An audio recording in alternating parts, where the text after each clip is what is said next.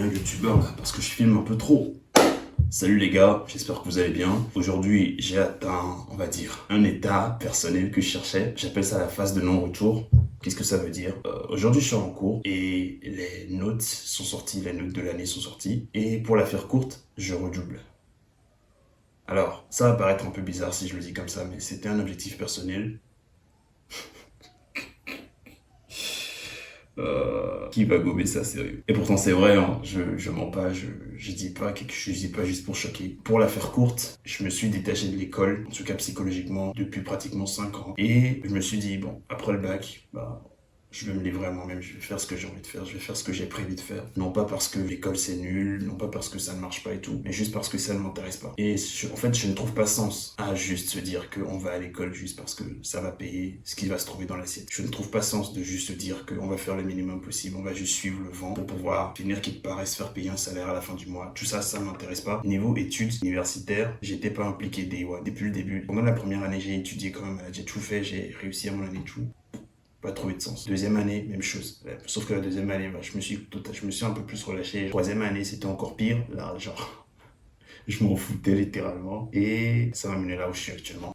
Alors pourquoi je dis que c'est l'une des meilleures choses qui puissent m'arriver? En gros, je pense que la majorité des gens, on a trop peur. On a trop peur de la vie. On a trop peur de se jeter, on va dire, dans le vide et d'essayer de s'en sortir. On aime trop suivre le chemin préfet. On n'aime pas prendre de risques et tout. Personnellement, c'est pas mon cas. J'ai pas trop peur. En gros, le risque, c'est pas égal à la mort, en fait. Et si c'est égal à la mort, bah, c'est pas un risque, c'est du suicide. Généralement, si c'est un risque, ça n'a pas un pourcentage très élevé de te coûter grand chose, en fait. Et les bons risques, c'est ceux que tu prends. Sur le papier, ça ressemble à du suicide aux yeux des autres. Mais ce que toi, tu y gagnes, ça dépasse ce que eux, ils peuvent voir. Apprendre à prendre des risques, surtout pour ce qui a du sens pour soi, je pense que c'est très important. J'en ai pas vraiment pris beaucoup, à part celui-là, bien sûr, de délibérément foirer mon année. En gros, j'ai jusqu'à la fin de l'année pouvoir me débrouiller tout seul, quitter cette merde et partir dans quelque chose qui m'intéresse vraiment. Pour le moment, j'ai juste besoin de ces 10 000 euros là pour pouvoir me détacher de tout ce qui est obligation envers l'école, envers tout ça. Alors pourquoi je fais cette vidéo? Ouais, j'avais juste besoin de partager vu que c'était le Day One.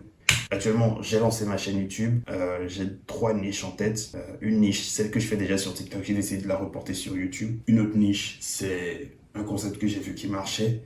Mais après l'avoir testé, j'ai vu que ça prenait trop de temps. Et ça ne m'intéressait pas vraiment de faire ce genre de contenu-là sur le long terme. Surtout, il y avait des problèmes de droits d'auteur et tout. J'ai pas envie de me mêler de ça. Et la dernière niche, je pense que je vais la laisser de côté pour le moment. Je vais juste faire ce que je faisais déjà sur TikTok, ce que j'ai déjà pris en main, ce que je maîtrisais.